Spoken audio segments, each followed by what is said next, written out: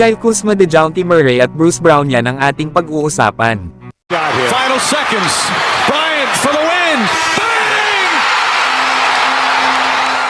Solid naman ang Lakers kapag nagkataon nito, mga idol. Dahil maaari daw nilang makuha itong sila Kyle Kuzma, DeJounte Murray at Bruce Brown sa tatlong magkakaibang trade scenarios.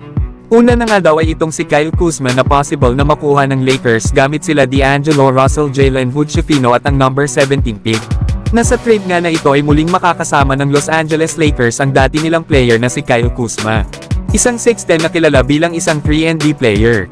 Mahusay nga itong defender at isang hustle guy sa kanilang kupunan, lalo na noong naglalaro pa ito sa Lakers. Nasa regular season nga ay nag-a-average si Kyle Kuzma sa Washington Wizards ng 22.6 rebounds at 4 assists per game. Kaya walang duda na ang improvement ni Kuzma sa pagiging isang scorer ay malaking tulong sa Los Angeles Lakers para manalo sila ng championship.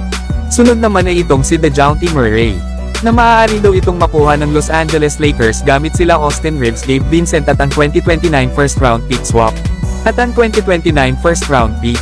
Na dito nga ay maa-upgrade ng Lakers ang kanilang point guard position gamit si DeJounte Murray. Lalo na kapag si D'Angelo Russell ay na-trade kapalit ni Kyle Kuzma. Na itong ang si DeJounte Murray ay isang former All-Star na ngayong season ay may average itong 21 points, 4 rebounds at 6 assists per game. Kaya matutulungan talaga nito sila LeBron James at Anthony Davis na gumawa ng puntos bukod sa playmaking nito. Isa pa ay isang clutch player itong si DeJounte Murray, kaya bagay na bagay ito sa mga big moments kapag nagkataon. Ang panghuli naman ay itong si Bruce Brown. At maaari nga nilang ibigay sila Rui Hachimura, Jackson Hayes at ang 2025 at 2027 second round pick. Na dito nga ay mababawasan ng malaking kontrata itong Toronto Raptors, kaya good move ito para sa kanilang kupunan.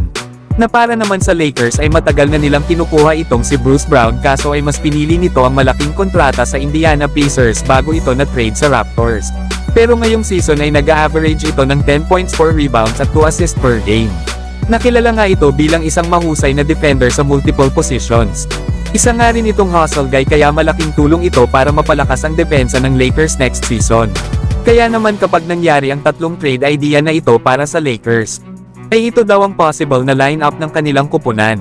Na para nga sa mga starters ay andyan sila DeJounte Murray, Bruce Brown, LeBron James, Kyle Kuzma at Anthony Davis.